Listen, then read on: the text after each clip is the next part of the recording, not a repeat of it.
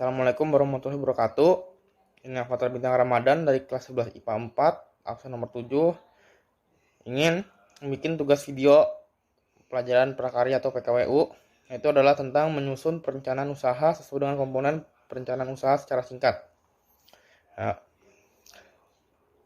bagaimana menyusunnya? Itu adalah pertama, tentang penelitian jenis kuliner apa diminati masyarakat.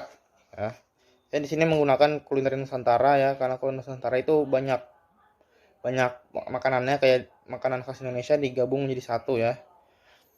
Terus menyusun tujuan usaha. Tujuan usahanya adalah tentu saja mendapat untung laba dan juga memperkenalkan kuliner khas Nusantara ke negara asing. Untuk profil perusahaannya adalah nama usahanya Nusantara Cuisine ya.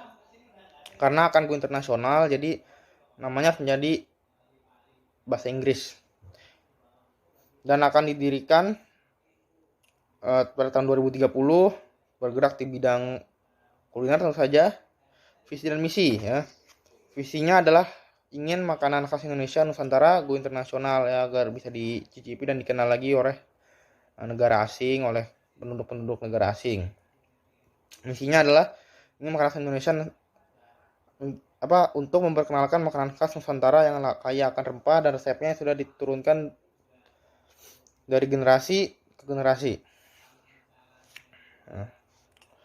Terus adalah membuat komponen perencanaan usaha. Yang pertama adalah membuat deskripsi usaha ya. Deskripsi usahanya adalah untuk potensi produk pada masa sekarang adalah sebagaimana biasanya makanan khas Nusantara. Tidak banyak yang bisa diubah karena itu sudah menjadi resep asli ya, resep yang turun temurun. Kalau untuk masa mendatangnya, di masa datang,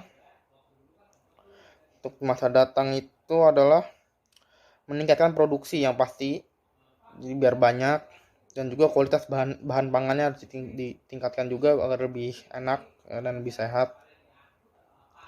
Kedua adalah strategi pemasaran. Belum, inovasi dan evaluasi dulu ya. Inovasi dan evaluasinya adalah plating ya, atau penataan. Mungkin karena tadi yang saya bilang tidak banyak yang bisa diubah ya, jadi mungkin akan plating saja, dirapikan platingannya buat terlihat rapi dan bagus. Mungkin juga perubahan bahan pangannya ya, untuk orang pengidap alergi juga bisa diubah ya, untuk pengidap sesuatu makanan lah, alergi apapun itu. Nah, yang kedua baru strategi pemasaran.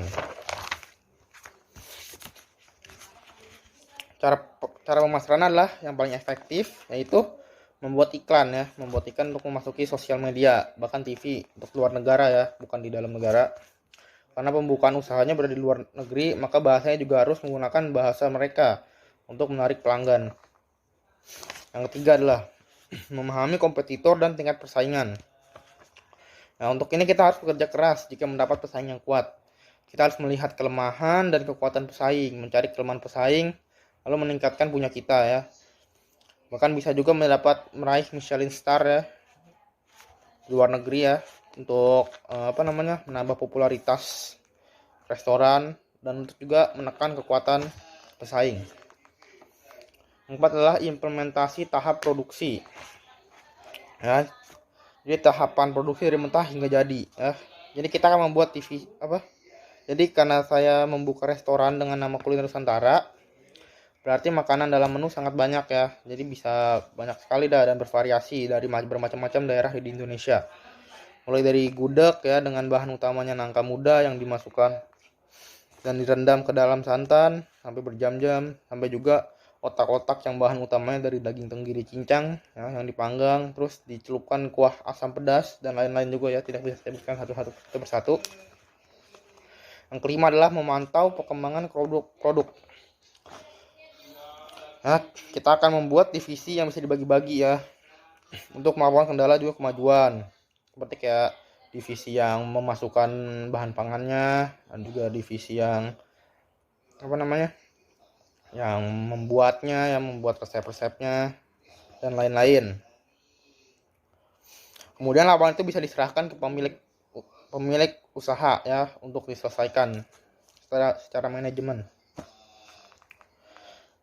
Yang keenam, komponen perusahaan usaha lanjutan. Nah, itu adalah rencana operasional dan manajemen ya.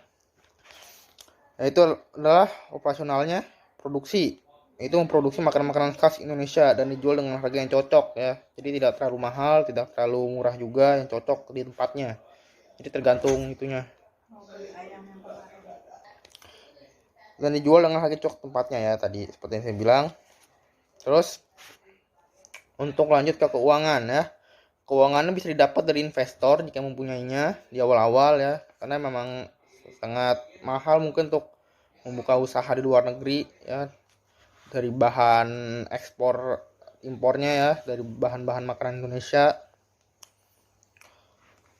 juga bisa dijalankan untuk menjalankan usahanya. Nah, kita lanjut ke fasilitas. Kualitasnya akan dibeli ya dan dijalankan di luar negeri. Mungkin akan mahal karena dibeli bukan disewa. Terus pemasaran.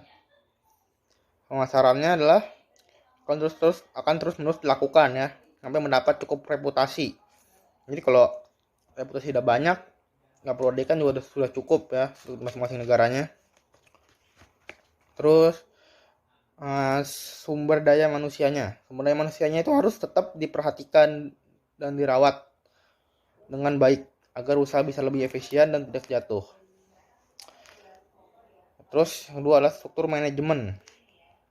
Nah, jadi struktur manajemennya adalah pemilik usaha yang paling atas turun menjadi manajer utama. Nah, manajer utamanya itu akan memanajemen manajer cabang ya. Di cabang-cabang di seluruh restorannya akan diurus oleh manajer utama. Manajer utamanya akan meneruskannya ke pemilik usaha. Terus yang paling itu adalah pekerja seperti pelayan, koki, pembersih, kasir dan lain-lain. Dan untuk jadwalnya mungkin adalah buka 7 hari dalam seminggu. Buka dari jam 7 pagi agar bisa sarapan sampai jam 9 malam juga agar bisa makan malam. Perhitungan biaya nomor 7. Modal awal yaitu kalau saya adalah 10 miliar sampai 20 miliar rupiah. Kenapa? Sangat mahal karena di luar negeri ya mungkin tempatnya sangat terbatas, makanya itu sangat mahal. Modal awalnya harus gede juga agar bisa mencukupinya. Terus biaya produksi adalah mungkin 2 sampai 5 miliar rupiah per 5 tahun ya. Belum tentu juga, itu juga belum tentu, makanya diper 5 tahun kan. Karena bisa 1 tahunnya bisa nyampe 1 miliar ya. Terus biaya tenaga kerja. Biaya tenaga kerjanya adalah 5 miliar rupiah per 10 tahun. Itu per 10 tahun atau per 5 tahun juga bisa. Mungkin karena terlalu mahal 5 miliar rupiah per tahunnya ya. Jadi per 10 tahun mungkin lebih bagus. Biaya tempat. Nah, biaya tempatnya mungkin bisa nyampe 10 miliar, kurang lebih 10 miliar rupiah ya, bukan dolar. Rupiah. Beli tanah, karena beli tanah di tempat yang strategis ya. Kalau ingin makanan restoran rame pasti harus ditempatkan restoran di tempat yang strategis. Tentu saja itu akan mahal karena di luar negeri. Keuntungannya tergantung, bisa dikit bisa itu, tapi rata-rata mungkin 2 miliar rupiah per tahun ya. Dengan biaya produksinya per 5 tahun mungkin itu bisa mencukupi. Jadi jika di total keuntungan pribadi itu bisa kurang lebih 100 sampai 500 juta per tahun mungkin ya. Itu simpulkan bisnis yang terakhir. Nusantara Cuisine merupakan restoran khas Indonesia yang akan mendunia. Karena setiap makanannya adalah khas Indonesia yang sangat banyak dan sangat lezat karena kaya akan rempah. Setiap cabangnya akan berada di setiap negara di dunia. Dan untuk waktu terbaik untuk memulai bisnis itu adalah tahun 2030 yang saya bilang. Ya. Penutupan. Sekian dari saya, mohon maaf jika ada yang salah. Terima kasih juga untuk yang menonton. Assalamualaikum warahmatullahi wabarakatuh.